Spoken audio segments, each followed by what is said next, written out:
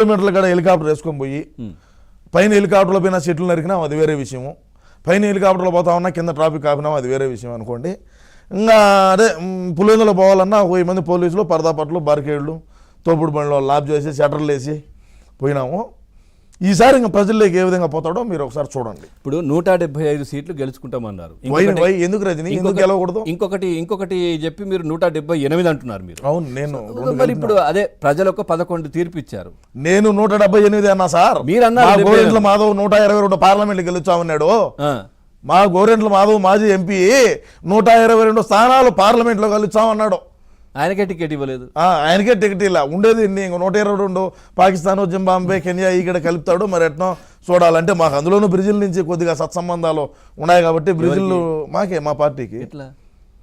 Brazil president ఎవరు మా ఈయనకు మా తాతకు దగ్గర బంధువు విజయసాయి రెడ్డి గారికి శుభాకాంక్షలు చెప్పినాడు. మళ్ళా బ్రెజిల్ నుంచి ఒక కంటైనర్ రావడం జరిగింది.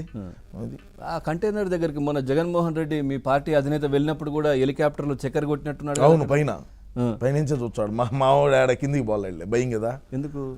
ఎందుకంటే ఎన్నో బాధలు ఉంటాయి సార్. ఎందుకంటే దేనికో అంతర్గతంగా ఏమైనా చెప్తే కూడా తెలుసుకుంటారు కదా. అంతర్గతంగా అంటే మేము ఏం చెప్పి అధికారంలోకి వచ్చినాము, మేము అధికారంలోకి వచ్చినాక ఏం చేసినాము, ఇవన్నీ ఎవరికి ప్రజలకు తెలియదు అనుకుంటున్నారా? మరి ఒత్తిన బటన్లు ఎట్టపోయినాయి, మరి ఇచ్చిన హామీలు ఏమైనాయి, మరి ఎట్టపోయినారు అవతాతలో 130 బటన్లు ఛార్జింగ్ పెట్టి ఒత్తినాము లేదా?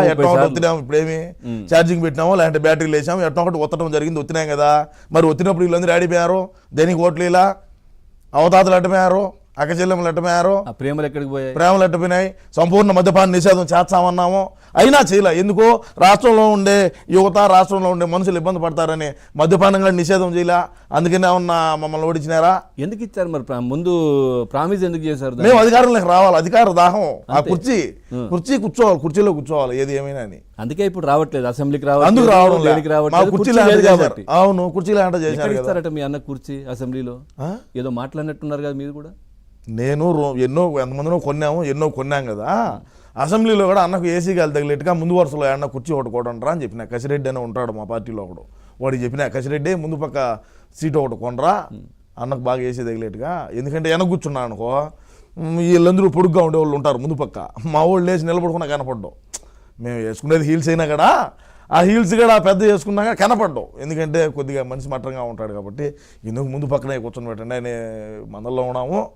సరే, ఏది ఏమైనప్పటికీ చూద్దాం ఇంకా ఏం జరుగుతుందో. ఇంకా ఇప్పుడే కదా, నిన్నే కదా జరిగింది ప్రమాణం జరిగింది కానీ అసెంబ్లీకే రావట్లేదు కదా. మీరు ఇప్పుడు 175 దగ్గర అది నా ప్రయత్నం, నా ప్రోద్బలంతో పోయినాడు సార్. నిన్న కూడా ఏం చెప్పారు మీరు? నేను ఏదో చెప్పిన నా బాధలు, మా బాధలు మాకు ఉంటాయి అంతర్గతంగా.